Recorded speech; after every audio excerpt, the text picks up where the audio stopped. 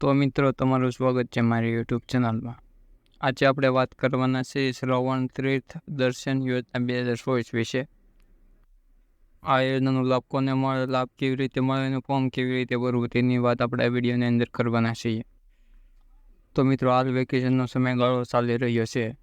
તેવામાં ઘણા બધા ફેમિલી ફરવા જવા માટે પ્લાન બનાવી રહ્યા હશે. મિત્રો હવે સરકાર 60 વર્ષ કે તેથી વધુ ઉંમરના લોકોને ફરવા માટે સહાય આપી રહી છે. જો તમે પણ તમારા વૃદ્ધ માતા પિતા સાથે ફરવા જવાનો છો તો તમે આ યોજનાનો લાભ લઈ શકો છો. આ યોજના સંબંધિત તમામ માહિતી નીચે આપેલા વિડીયોની અંદર આપવામાં આવેલી છે. તો સૌપ્રથમ તમને જણાવી દેવીએ આ યોજના વિશેની માહિતી. આ શ્રવણ તીર્થ દર્શન યોજના અંતર્ગત ગુજરાતના નાગરિકો કોઈપણ ધાર્મિક જગ્યાએ 3 દિવસની મુસાફરી કરે તેઓ રાજ્ય, ખાનગી, લક્ઝરી અથવા ગુજરાત સરકારની એસટી બસનો ઉપયોગ કરી શકે અને આ બસના ભાડાના 75% રકમ રાજ્ય સરકાર દ્વારા ચૂકવવામાં આવશે.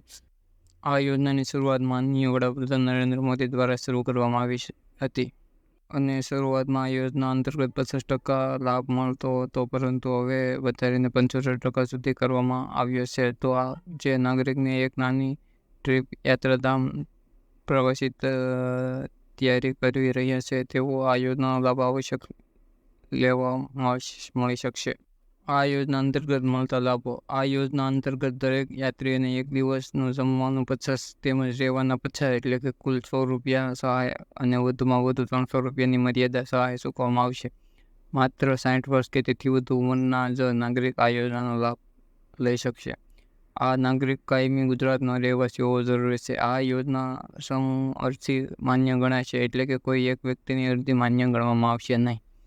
ઓછામાં ઓછા 27 વ્યક્તિઓ એકસાથે સામૂહિક અરજી કરવાની રહેશે. જો પતિ પત્ની બંને એકસાથે યાત્રા કરતા હોય તો બંને પૈકી એક ઉંમર અરજી કરવાની તારીખ 60 વર્ષથી વધુ હોવી જોઈએ. આ યોજનાનો લાભ એક વ્યક્તિ એક નાણાકીય વર્ષમાં એક જ વાર લઈ શકશે.